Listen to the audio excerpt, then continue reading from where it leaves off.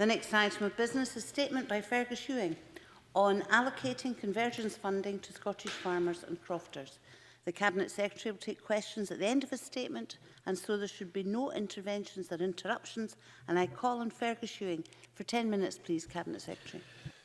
Presiding Officer, following a 6-year campaign and continued pressure by successive Scottish ministers and by key farming and crofting organisations, Scotland is getting its convergence funding at last. Since I became Rural Economy Secretary in 2016, I have pressed relentlessly for this issue to be resolved. I am therefore delighted about this long-awaited outcome. The review that was set up under Lord Bew, with Scotland's interests represented by Jim Walker, made the difference. And I want to thank Lord Bew for his diligence and for listening to Scotland's case. And, of course, to thank Jim Walker. Jim was relentless, forensic, and persuasive. He's played a key role in our success, and we should all thank him for that work. But I also want to thank all members of this Parliament and the previous one for their continued support across the Chamber to achieve this result. And finally, and I should and I will, acknowledge the commitment made by the Prime Minister to right this historic wrong. It would be churlish, Presiding Officer, not so to do. The background to this long-standing issue will be familiar to most, but perhaps not everyone listening. In 2013, as part of the last CAP reform, the EU set out to redistribute direct payments more equally based on average euros per hectare. The intention was that member states receiving less than 90% of the EU average rate per hectare would close the gap by 1/3 by 2019 and achieve a minimum rate of at least £196 per hectare. More importantly, the UK only qualified for such an uplift because Scotland's extremely low average rate per hectare reduced the UK average rate per hectare to below the EU's 90% threshold. But without Scotland, the UK would not have qualified or received an additional €223 million, around £190 million from the EU over a 6-year period. Without Scotland, the UK would have received nothing. Yet, despite this, the UK government failed to return this money to Scotland, to those recipients for whom it was intended. Instead, the uplift was distributed across the UK, with Scotland only receiving just over 16% or 30 million, far below what was due. Presiding Officer, at last, we can now put matters right. The UK Treasury has confirmed that 1/2 of the £160 million, an initial £80 million in convergence monies, will be made available to the Scottish Government in this financial year. This was made at our request to allow farmers and crofters to be paid as quickly and as efficiently as possible. I can therefore confirm that the first instalment of £80 million will be paid to active farmers and crofters by the end of March 2020. It's also my intention to allocate the remaining £80 million by the end of March 2021, and will confirm arrangements for that once the funding is delivered by the UK Government. I've already made clear that the convergence monies will be ring-fenced for agriculture and land management. The approach I'm taking to allocating this funding is founded on 2 core propositions. Firstly, I take seriously my responsibility to arrive at the fairest and best decision, and one which is true to the principles of convergence. And secondly, this funding should most help those who need help most, and that is those who farm on our marginal land. Accordingly, I asked government officials to model an approach to deliver on these 2 principles. Other key considerations were activity, timeliness, and deliverability. So, I've determined that the monies will support active farmers and crofters who currently receive CAP basic payments. There will, of course, be some in the industry who have retired or whose farm businesses have changed since 2014. If we were to include them, we would have to trace them through the system, calculate what they might be due, and to do so for each year since 2015. This presiding officer would inevitably hold up making payments to any farmer or crofter. I consider it important to get these funds paid as quickly as possible to active farmers and crofters through a process which is simple for them to receive the money and simple to deliver. We will therefore use the current CAP architecture, data and activity rules without requiring farmers and crofters to apply for it. We could have come up with a complex system with more targeted payments and conditions. But, Presiding Officer, this would have taken much time to design. It would have required farmers to apply and to be assessed, then to wait to know the outcome and ultimately wait to be paid. Presiding Officer, I think farmers and crofters in Scotland have waited long enough. My key consideration is ensuring that those farmers who need support the most receive most of the funding. I will therefore also use these funds to deliver on my commitment to do everything possible to avoid a reduction in overall funding to the less favoured areas. Presiding Officer, the approach I've set out ensures that this funding will go to where it was originally intended to go. The document I've shared with MSPs to support this statement sets out how this approach delivers on these core propositions and seeks to provide helpful clarity and transparency about how these funds will be deployed. The first tranche of funding will be entirely in the form of a direct payment to active farmers and crofters, and the significant proportion will be a standalone area-based income support payment comprising two elements. One part will be based on the existing basic payment scheme regions with an approach that respects the principles of convergence. The second element of this single payment is to ensure that my commitment to maintain funding in the less favoured areas is met. Presiding Officer, there is no doubt that the current uncertainty around Brexit and its impact on farming is taking its toll, not least on our beef sector. There are undoubtedly long-term issues to resolve in the sector to make producing beef a profitable and sustainable enterprise, but we also need to help them in the short term. So I will also use this convergence funding to make an additional payment under the existing voluntary coupled support schemes, and I will set out more detail on how that will be achieved in due course. Presiding Officer, I'm aware that others have promoted a different approach, and I want to assure members that I've considered these carefully, but I've concluded that this approach is the one which achieves both the intent and the purpose of convergence. There's no doubt that this one-off lump sum payment will come at an important time. A wealth of evidence indicates that Scotland's farmers and crofters would be worse off under every Brexit scenario. So I hope it will provide some mitigation of the disruption caused by the threat and potential reality of leaving the EU. I hope too it provides Scotland's farmers and crofters with more evidence of this government's willingness to do all it can to support them through hard times. Presiding Officer, there's more work to do. I appreciate that members may have questions about the detail of this approach, which I may not be able to answer fully today, although I will do my best. The accompanying document will help in that regard, and I am, of course, happy to update Parliament as more details become available. But today is about marking a victory for Scottish farming and crofting. Money that they are due is at last being repatriated. I'm glad that we are getting on with getting this funding allocated as quickly as we can. Thank you. The Cabinet Secretary will now take questions on the issues raised in his statement, and I will allow no more than 20 minutes for that. It would be helpful if those who wish to ask a question would press the request to speak buttons, and I first of all call Peter Chapman. Thank you, Deputy Presiding Officer. And I declare an interest as a partner in a family business and a member of the NFU. And I thank the Cabinet Secretary for prior sight of his statement. We all celebrated the successful campaign by our Conservative MPs to repatriate the £160 million from Westminster. Steady, Mr. Lyle. Absolutely genuine. I also applaud the fact that the 80 million has been delivered to Scotland much earlier than expected. It is indeed good to get some extra money out to our hard-working farmers.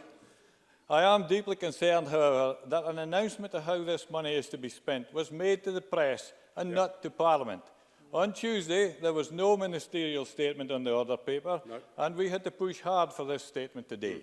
Presiding Officer, it is a totally unacceptable situation having to drag ministers to the chamber to answer questions. More worrying still is how the Cabinet Secretary is planning to share out this money. My understanding is that most of the money will go to Regions 2 and 3. It appears that the Cabinet Secretary doesn't realise that Orkney, Taree and Bute, to name but 3 areas, are predominantly Region 1 land. And of 1.6 million hectares of Region 1 land, 2/3 of that is growing grass and supporting livestock. Has he learned nothing about the crisis in our beef industry? A further serious allegation surrounding this announcement is the fact that this money has been used to replace 13.1 million taken from the Belfast budget. Money from which the Scottish Government received and which has now been disgracefully raided by Derek Mackay for other purposes. You come to your question, please. Presiding Officer, how can Fergus Ewing possibly try to promote the idea that he is a benevolent uncle while at the same time he is stealing money from farmers' pockets? Fergus Ewing. Presiding Officer, what I've announced today is funding of the first tranche of £80 million to the farmers and crofters in Scotland, the majority of which funding will benefit those who are farming marginal land. That is exactly what Lord Bute recommended. It was exactly what the money was intended to achieve in the first place, and it's exactly what we're going to do. And as far as the LFAS is concerned, I made it absolutely clear that I would do everything I possibly could to maintain the LFAS income, and I stated in Parliament, and I don't know whether Mr Chapman was listening at the time, that Convergence funding would be used for this purpose, and I made it clear during a recent meeting with the NFUS. I have delivered, Presiding Officer, on our promise. And I just finish by saying to Mr Chapman this. It took 6 years, 6 years since 2013 for the UK Conservative government and their colleagues here in Scotland to be shamed into admitting that what they did, well, maybe even now they don't seem to accept it, but what they did in 2013 was a shameful injustice. They admitted it. The Prime Minister said it was an historic injustice, and it took 6 years for them to be shamed into agreeing to pay that money back. By contrast, Presiding Officer, it has taken us just over 6 weeks to come up with a system to get that money out of the door and get it done. I think Scottish farmers and crofters will notice that contrast. Colin Smith. Thank you, Presiding Officer. Labour has long supported calls for this convergent funding to be fully allocated to Scotland, so we welcome the outcome of the review by Lord Bute and thank all those who have delivered this funding. We also welcome the fact the Government have now set out proposals on how to allocate this funding, or rather part of the funding, but I do share the concerns that this was in the form of a press release at 1 minute past midnight on Tuesday morning rather than to Parliament, and members have had to request this statement, which was only given to members a short time ago to read in the middle of portfolio questions, Presiding Officer. As the Cabinet Secretary said in his statement, there was a range of views on how this funding should be allocated from different stakeholders such as the NFU and the Scottish Crofton Federation. But the one thing that united all of them and every opposition party in this chamber was a view that this funding should not be used to plug the gap in LFAS and be siphoned off to deliver commitments the Cabinet Secretary made when he clearly had no funds to back up those commitments. But that is exactly what he's done, and in doing so, the Cabinet Secretary has ignored the views of Scotland's farmers and crofters. However, the Cabinet Secretary allocates this funding, would you come to your question, please? The long-term future of farming is something that needs to be addressed. So when does the Cabinet Secretary expect to set out in detail the long-term plans to properly fund agriculture and to allocate the funds needed to make the changes that will be needed in the future? Ferguson. To disagree with Colin Smith's opening remarks. To address answer the questions, though I've made it absolutely clear in response to Mr Chapman that I'm not only delivering what I promised, but far more so and a far greater extent. And I think that's accepted. I don't accept the characterisation of view of all the stakeholders that Mr Smith has represented. To answer his second question, Presiding Officer, as Parliament knows, Parliament asked in the motion that it passed, I think it was in January, and as amended by Mr Rumbles, that we set up an advisory group to advise on precisely these long-term issues. That's precisely what we've done. The group first met at the Royal Highland Show and has met subsequently and is doing that work. And it will report through myself to Parliament in due course. Can I just say that frontbenchers are given quite a long time span to ask their questions. On this occasion, both have gone well over that disadvantages their colleagues. And I now call, please, Maureen Watt, followed by Edward Mountain. Thank you, Presiding Officer. Can I congratulate the Cabinet Secretary for refusing to give up and in succeeding in shaming the Tories into righting this wrong? Clearly, it's a windfall for farmers and crofters that many had given up ever receiving. So when they receive their payments, will there be conditions attached to how it should be spent? Fergus Ewing. Under this approach, the first £80 million instalment will be paid to eligible farmers and crofters by the end of March next year, and officials are working hard to begin payments as soon as practically possible. There will be no conditions attached on what farmers can spend the money on. Farmers and crofters will not only be able to utilise this money through investing in their own farms and crofts, but it will allow them, where appropriate, to reduce any debt that they have, which I know is a serious problem with some in the sector. So I think this will make a very substantial contribution to both groups, Presiding Officer. Edward Mountain, followed by Gail Ross. Presiding Officer, I want to refer members to my register of interest. Before I start my question, Presiding Officer, I have to raise the very issue of why the Cabinet Secretary thinks it's the right way to deal with things by releasing this information to the press before he does to Parliament. Now, in relation to this matter, the Cabinet Secretary, and to use your words, Cabinet Secretary, when it came to the convergence payments... They're obviously very desperate to hear you, Mr Mountain. Sorry. Well, you put me under so much pressure, Presiding Officer. To quote the Cabinet Secretary in relation to convergence payments and when they went, this was a scandalous act, nothing more than a great rural robbery. Well, he's doing it again. He's taking £13 million out of the money that should have gone to farmers to top up the LFAS pot, which the government raided. Wouldn't it be fair for the government to pay that back to the farmers first and then pay the rest of the money to farmers as it was allocated? Ferguson. No, I completely reject that assertion. There's no evidence whatsoever to back it up, and I think I'll just leave it at that. Gail Ross, to be followed by Rhoda Grant. Thank you, Presiding Officer. I think it's absolutely laughable that the Tories are trying to claim any glory from this situation, but there you are. Farmers in my constituency and myself welcome the approach that the Cabinet Secretary has set out, but can he explain to us why he chose not to adopt the one promoted by NFU Scotland?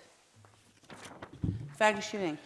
Well, I was pleased to meet and discuss this matter with the NFUS, and I'd like to say that there are several grounds of commonality, that we both felt that active farmers and crofters should benefit, that each approach had advantages and disadvantages, and that the money should be paid out as quickly as is possible. But I did disagree that they argued that more money should be paid out to Region 1 components, and I felt that more money should be paid out to Regions 2 and 3 components. Now, we respectfully disagree about that, but what I would say in conclusion, Presiding Officer, is that I have already agreed with the Chairman of the NFUS LFAS Committee to meet with him and his members as soon as possible, and I think these further discussions will be fruitful, because I do profoundly believe that the modelling and the methodology that we have based our core principles on are ones that are in accordance with the convergence principles and will benefit those whom it was intended to benefit most.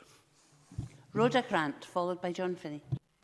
I agree with others that this money should not be used to plug the Belfast gap. This money was given to the UK because our Scottish farmers and crofters receive less than 90% of the EU average rate per hectare, and this money was to close that gap.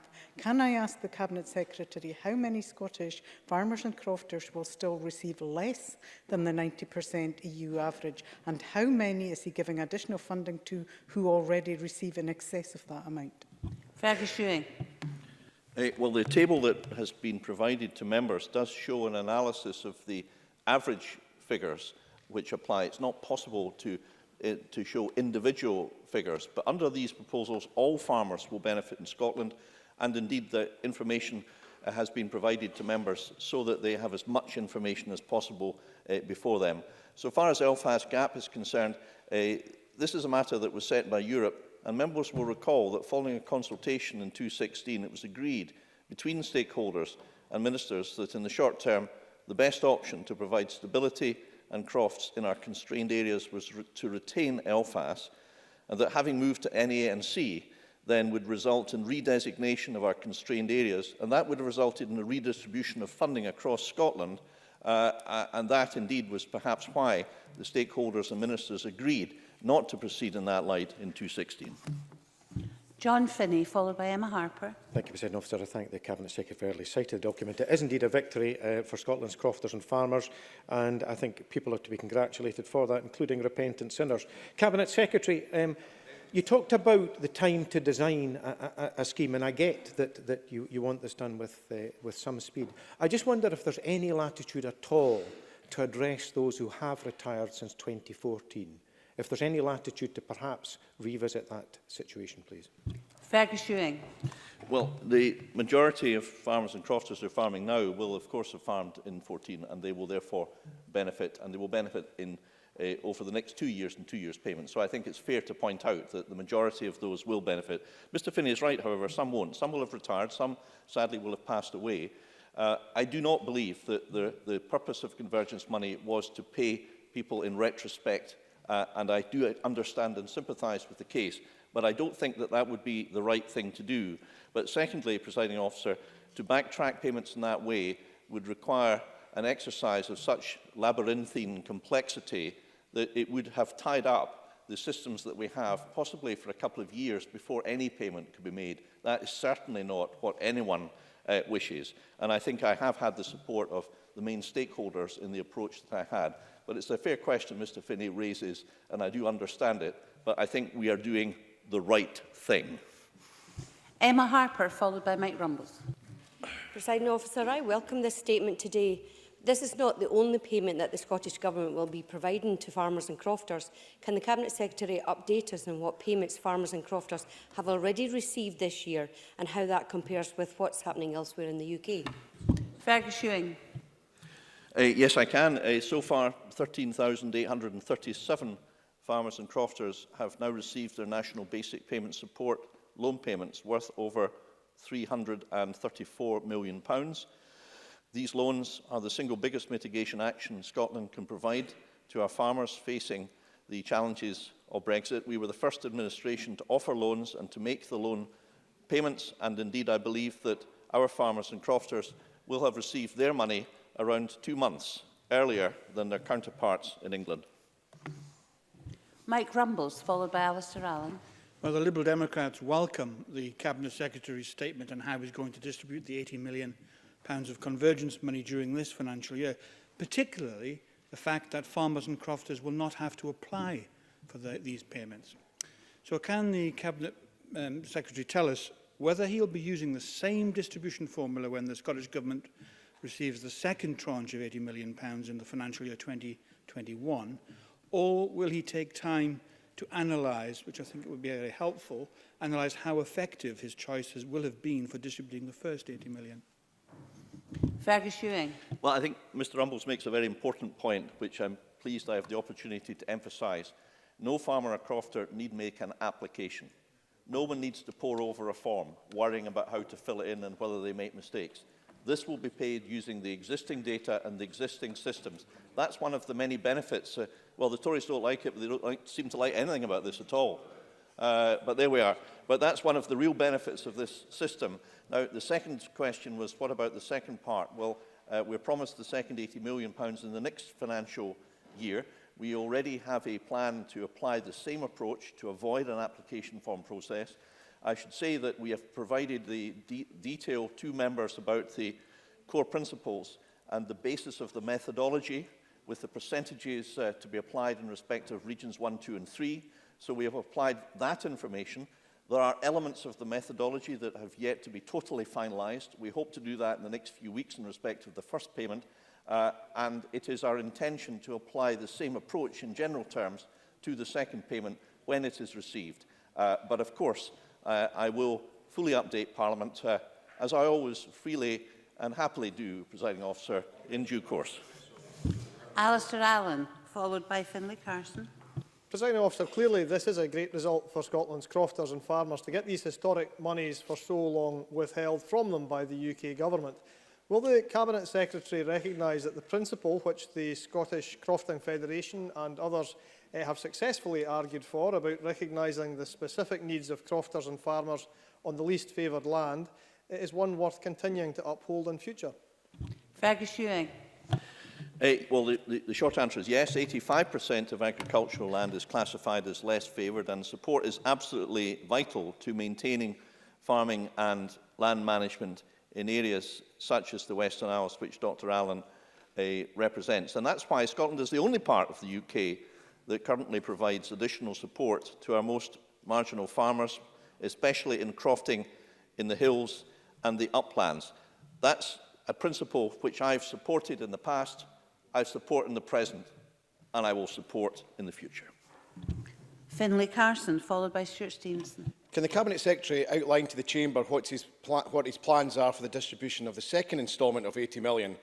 When the time comes, will he once again repeat the great rural robbery and raid the Convergence coffers, but this time for £40 million out of his Elfast shortfall, and again ignore the experts from the agricultural industry? Fergus Ewing. Well, you know, I've heard of a brass neck, but I think he must have been applying the Brasso last night to remove the tarnish from the polish.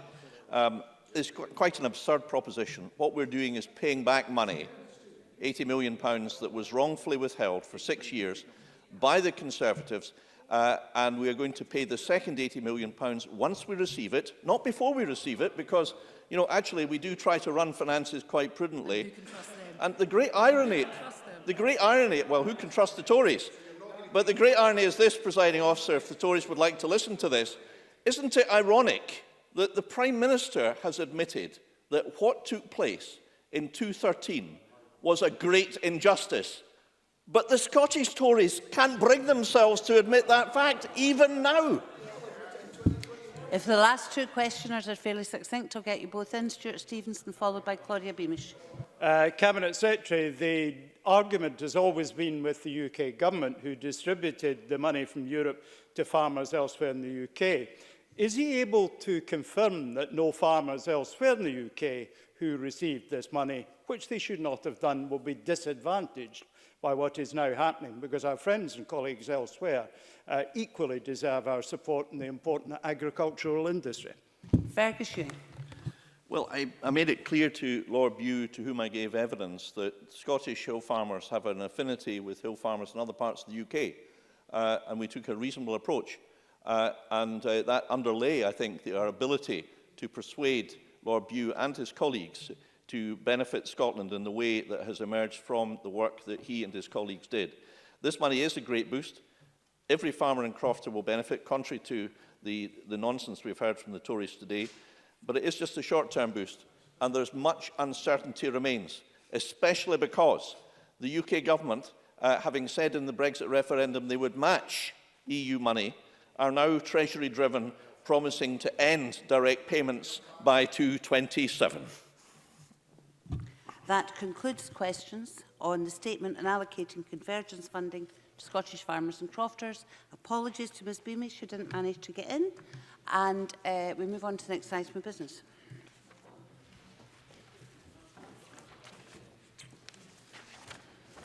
She can speak to Colin.